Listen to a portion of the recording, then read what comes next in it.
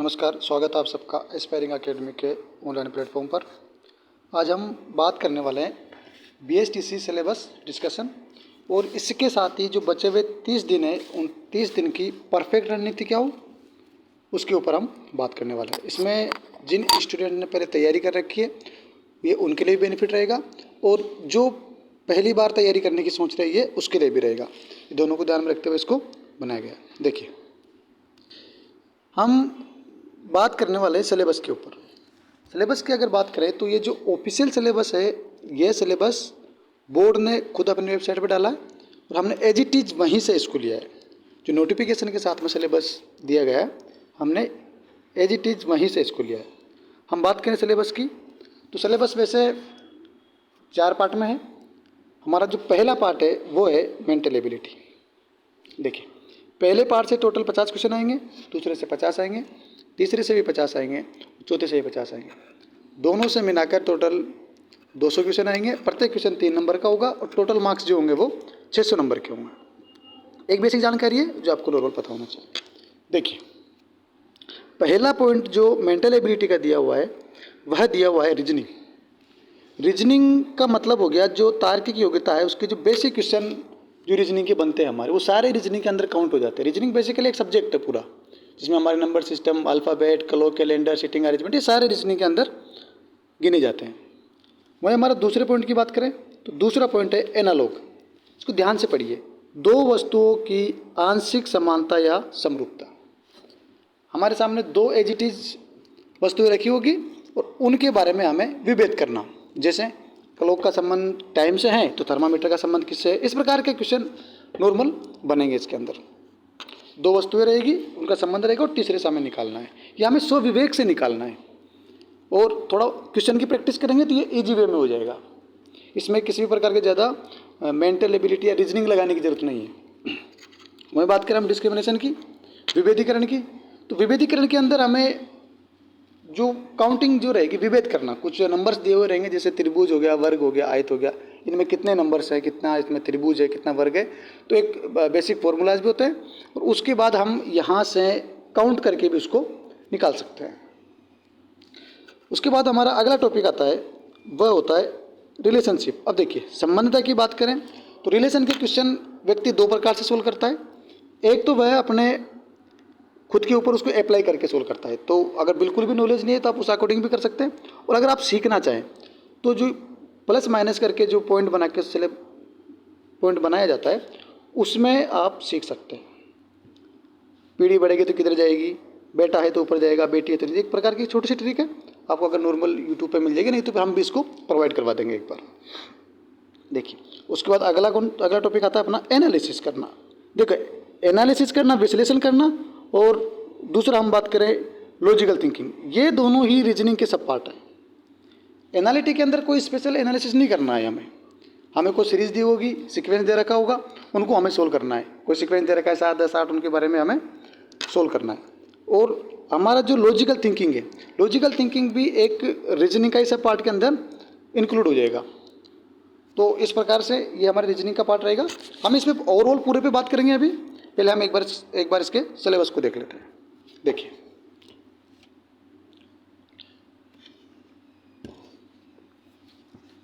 हमारा अगला पॉइंट है जनरल अवेयरनेस ऑफ राजस्थान।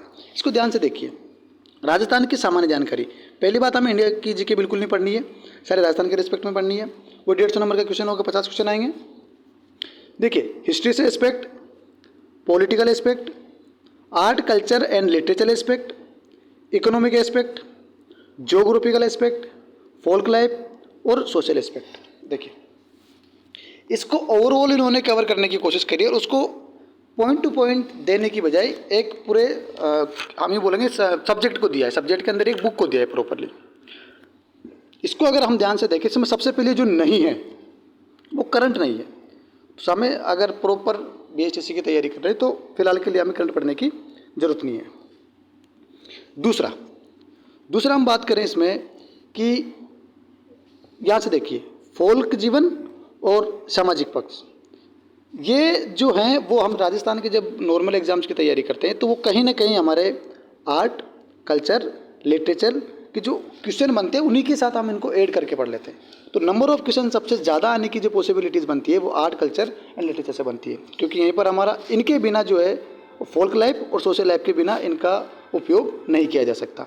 तो मैक्सिमम क्वेश्चन बनने की पॉसिबिलिटी हमारी आर्ट, कल्चर से बनती है। दूसरा जो है वो नंबर ऑफ क्वेश्चन ज़्यादा रहते हैं वो ज्योग्राफिकल एस्पेक्ट से रहते हैं। ज्योग्राफी से अगर हम बात करें तो हमारी, जैसे हमें देखिए ज्योग्राफी है चाहे आर्ट एंड कल्चर है, हमें डीप में नहीं जाना है। आर्ट और कल्चर की बात करें तो हमें जो बेसिकली ऊपर से रहना है थोड़ा हल्का सा, जैसे हमारे बेसिक, जैसे राजस्थान के लोकगीत कौन से हो गए, यहाँ का पशु कौन सा हो गया, यहाँ पे जो मेजर जो पार्ट हैं राजस्थान के वो कौन से वाले हो गए, राज्य पशु कौन सा हो गया, राज्य पक्षी कौन सा हो गया, इस प्रकार के जो क्वेश्चन है वो हमें नॉर्मल लेना है। और उसके बाद हमें जो यहाँ के फेमस है, जैसे हम बात करें कोटा शिक्षा नगरी है यहाँ से, जैसे झालावाड़ की बात करें तो झालावाड़ को हम संतरों के उत्पादन की वजह से यहाँ का नागपुर कहते हैं। इस जो नॉर्मल क्वेश्चन है यहाँ का फेमस है वो क्वेश्चन हमें देखना है। आगे हम बात करें तो इन दो के बाद में तीसरा जो रोल आता है वो कहीं ना कहीं हिस्ट्री का आता है, और हिस्ट्री में जो रहेगा वो हमारी मॉडर्न हिस्ट्री पर ज़्यादा जोर देना है। उसके बाद एंशिएंट तो हल्की है राजस्थान के अंदर, और मिडिवल थोड़ा लीव करते हुए चलना है, क्योंकि मिडिवल जो है काफ़ी बड़ा है थोड़ा। ठीक है, इकोनॉमिक्स जो है वो इकोनॉमिक्स से कुछ करंट का पार्ट आने की पॉसिबिलिटीज़ रहती है, लेकिन हाँ यूँ हम एक बार तो करंट को छोड़ के भी चलें, पुरानी जो हमारी सिस्टम चला है इकोनॉमिक्स का वही अगर लेके चलें ठीक रहेगा। इसमें कुछ करंट का पोर्शन हम ऐड कर सकते हैं। चलिए हमारा अगले टॉपिक की तरफ बढ़ते हैं। अब ध्यान से देखिए, तीसरा जो सब पार्ट है वो भी देखिए 50 क्वेश्चन इसके अंदर है, वो 150 नंबर का ये आने वाला है।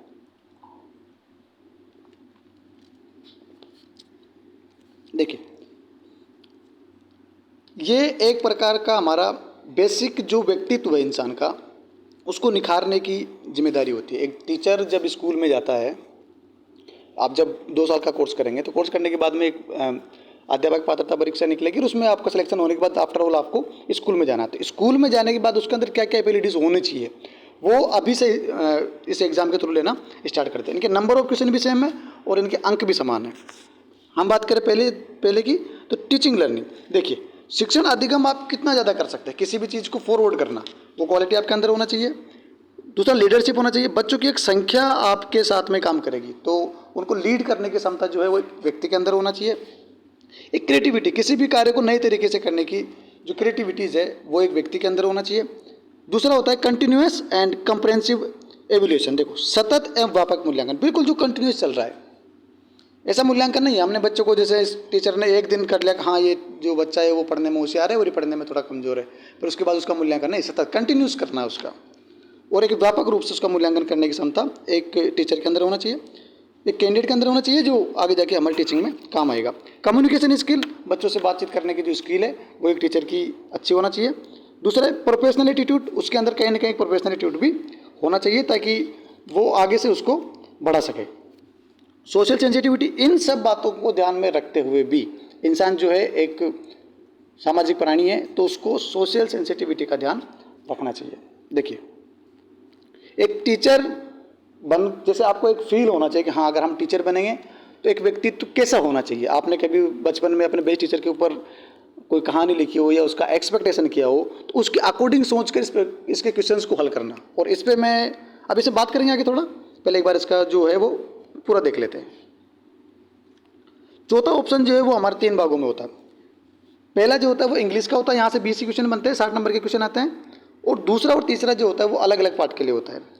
अगर इंग्लिश वाले की हम बात करें तो यहाँ से देखिए comprehension, supporting error, narration, preposition, article, connectivity, correction of sentence, kinds of sentence, sentence comprehension, tense, vocabulary, synonyms, antonyms, one word substitution और स्पेलिंग एरर्स। देखिए ग्रामेटिकल अगर पोर्शन की बात की जाए तो यहाँ से हमें एक तो टेंस दिया है जो प्योर ग्रामेटिकल जैसा हम बेसिकली हम जो यूज करते हैं स्कूलों के अंदर वो, उसके बाद हम वन वर्ड यहाँ से ले सकते हैं। अब यहाँ से देखिए इन्होंने directly indirect speech, passive voice जो एक ग्रामेटिकल पोर्शन होता है उससे थोड़ा इन्होंने साइड में रखा है। इनका कहीं ना कहीं है वो वाक्य को सुधारना और स्पेलिंग को टेस्ट करना है। तो इसमें सबसे ज़्यादा जरूरी है कि आप अपनी वोक्यूब को जितना ज़्यादा बढ़ा सकें वोक्यूब को बढ़ाएं, वोक्यूबलरी जितनी ज़्यादा बढ़ा सकते हैं आप उसको बढ़ाएं। उसके बाद जितनी मीनिंग्स एक बार हम बोलेंगे कि मीनिंग याद करना चाहें उतनी मीनिंग आप कर सकते हैं। उसी के साथ में उन सबको हम टेंस के अकॉर्डिंग सेट करें, टेंस में उनको लाने की कोशिश करेंगे, तो फिर हमारी इंग्लिश की जो ये ग्रामेटिकल पोर्शन है ये भी ठीक ठाक हो जाएगा। देखिए, अब जितने वर्ड्स हम ज़्यादा से ज़्यादा इंक्लूड करेंगे अपने वोकैब के अंदर, उतना ही ये पार्ट जो हमारे लिए अच्छा रहेगा। तो हमारी कोशिश है वो कि हम डेली से 10 से 20 क्वेश्चन इसमें ऐड करते जाएं। अगला क्वेश्चन, अगला जो होगा वो याद रखिए, संस्कृत और हिंदी वालों का अलग होगा। ये जिन्होंने सिर्फ संस्कृत के लिए सेलेक्ट किया उनके लिए ये क्वेश्चन 30 आएंगे और नंबर ऑफ जो अंक रहेंगे वो 90 रहेंगे।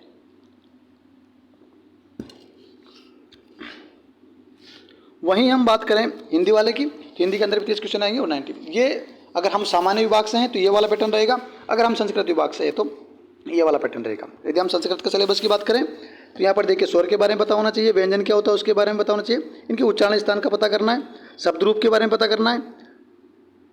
इसमें शब्द रूप कौन कौन से हो गए, अकारांत पुल्लिंग, अकारांत स्त्रीलिंग और नपुंसकलिंग। धातु रूप देखना पड़ेगा हमें, जितने भी हमारे धातु उनको रूप देना पड़ेगा। देखो ग्रामेटिकल पोर्शन से उपसर्ग आ गया, हमारा प्रत्यय आ गया, संधि आ गया। संधि इन्होंने क्लियर किया है, स्वर, व्यंजन और विसर्ग। समास को इन्होंने जो है वो फिक्स दिया है, हमें द्विगु पढ़ना है, हमें तत्पुरुष पढ़ना है, द्विगु पढ़ना है और कर्मधारय पढ़ना है, याद रखना। इसमें बहुव्रीहि समास को इन्होंने एक बार स्किप किया है। लिंग वचन के बारे में पढ़ना है, विभक्ति और कारक के बारे में पढ़ना है। ये संस्कृत वालों के लिए। तो जिन बच्चों को ने संस्कृत सेलेक्ट किया है तो मेरे ख्याल से उनका जो संधि समास उपसर्ग पढ़ते हैं वो ठीक ठाक होगा और उस पर काम किया जा सकता है। हम बात करें हिंदी वाले की, तो हिंदी वाले सिलेबस में देखिए यहाँ पर हमें पर्यायवाची, पहला टॉपिक जो लिया पर्यायवाची, पर्यायवाची शब्द, विलोम शब्द, युग्म शब्द, वाक्य विचार। देखिए पर्यायवाची, विलोम शब्द, युग्म शब्द, वाक्य विचार, शुद्धिकरण हमें दिया है। शुद्धिकरण में दोनों दिए, सब शुद्धि भी दिए और वाक्य शुद्धि भी दिए, मुहावरे दिए, लोकोक्ति दिए, संधि समास उपसर्ग। अब देखिए संधि को इन्होंने तीनों भाग वहाँ पर खोल के दिए, यहाँ पर खोल के नहीं दिए।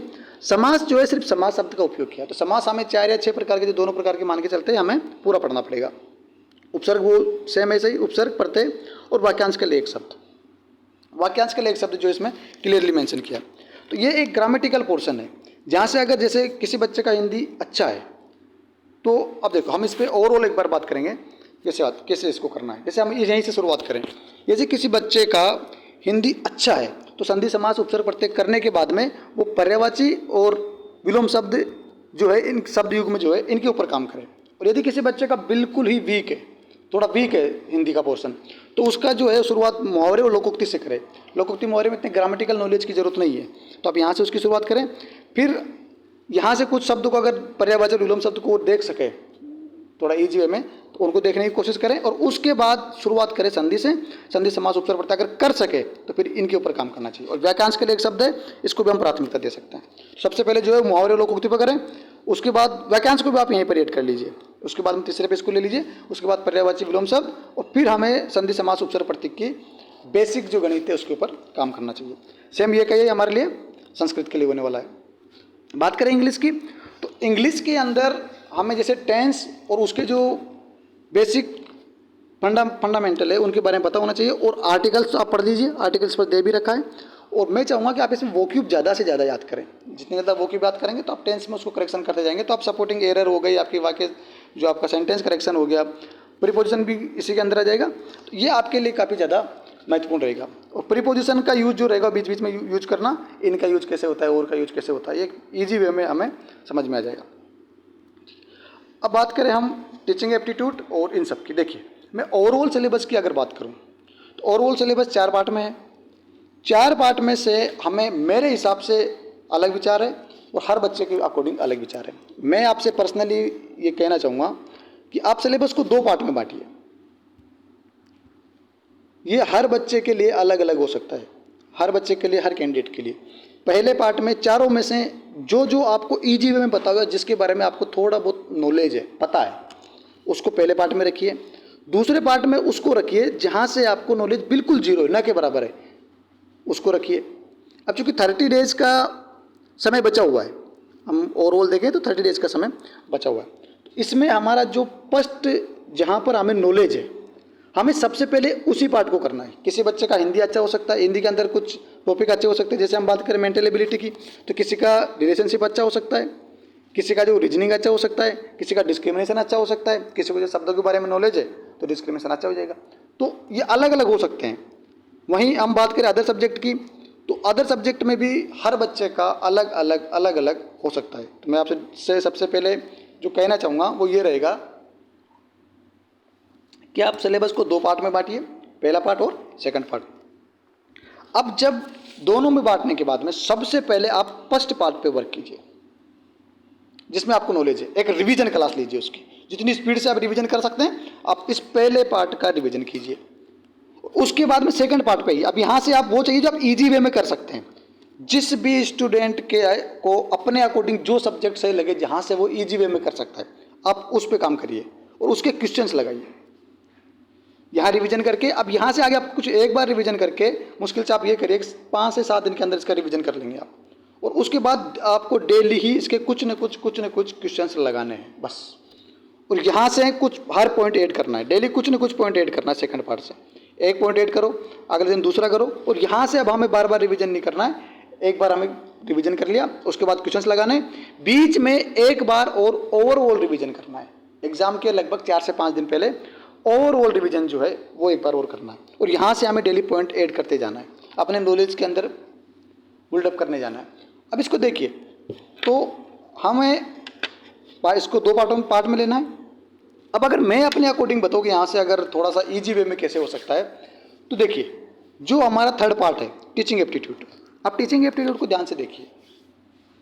अगर आप एक बेस्ट टीचर बनने की क्वालिटीज़ में है, या ऐसा आपको लगता है टीचर ऐसा होना चाहिए, वो थॉट लेकर आप इस एग्जाम के क्वेश्चंस को कर सकते हैं। तो याद रखिए यहाँ से भी 50 क्वेश्चन है, पूरे 150 में से 150 आ सकते हैं, मैक्सिमम नंबर आ सकते हैं। यहाँ से कुछ जो यहाँ के राइटर है, लेखक है, उनके बारे में एक आध क्वेश्चन बन सकता है, तो मैं उस पर बात नहीं करूँगा। एक किताब बुक वगैरह पे एक आध क्वेश्चन बनेगा, वैसे बनेगा नहीं। सारे क्वेश्चन जो है वो आपके बेसिक नॉलेज से ही आएगा। तो आप इसके क्वेश्चन तो कम से कम डेली लगाएं, इसको आपको पढ़ने की जरूरत नहीं है। यदि कोई शब्द समझ में ना आए तो उसको पढ़ना है, नहीं तो इसके क्वेश्चंस आप जितने लगा सकते हैं आप इसके क्वेश्चंस लगाइए। ये 150 नंबर पूरे कोशिश करिए कि यहाँ से इजी वे में हो सकता है। उसके बाद लैंग्वेज में जैसे जिसका हिंदी सही है तो आप हिंदी में से निकालिए, और जिसका इंग्लिश सही है आप इंग्लिश में से क्वेश्चंस को निकालिए। वहीं बात करें हम रीजनिंग में, जनरल अवेयरनेस में, तो जनरल अवेयरनेस में बच्चे अलग अलग इसके हो सकते हैं, क्योंकि जब 10th + 2 आपने करी है तो किसी बच्चे के पॉलिटी होगी, किसी के ज्योग्राफी होगी, किसी के हिस्ट्री होगी, सब अलग अलग पार्ट हो सकते हैं। तो जिनके जो सब्जेक्ट था, जिनके बारे में नॉलेज है, उसको आप पहले पार्ट में रखिए, और जिनके बारे में नॉलेज नहीं है उनको आप सेकंड पार्ट में रखिए, और फिर इसका सोल्यूशन करिए। और क्वेश्चन आपको सबके लगाने हैं, प्रीवियस ईयर के क्वेश्चन के अकॉर्डिंग सबको लगाना है। तो फाइनली मैं अपनी बात को यहीं विराम देता हूँ। ये 30 दिन की प्लानिंग है, हालांकि कहते ही हैं कि बहुत कम समय, कुछ नहीं हो सकता। 30 दिन में बहुत कुछ हो सकता है। अगर आप खुद के ऊपर इसमें वर्क करें तो बहुत कुछ हो सकता है, और अगर इसके ऊपर वर्क नहीं करें और सिर्फ जो पढ़ना है वैसे चलते ही जाएं, तो फिर 30 दिन वैसे वास्तव में कम होते हैं। सिलेबस के अकॉर्डिंग ये रियलिटी है कि 30 दिन 30 डेज जो है वो रियलिटी में कम है, लेकिन अगर आप प्लानिंग के साथ इस काम को करते हैं तो 30 डेज एनफ है मेरे हिसाब से। ठीक है, बहुत बहुत धन्यवाद। और इसके बाद हम कोशिश करेंगे कि थोड़ी क्लासें हैं वो उनको कंटिन्यू रखें। Thank you.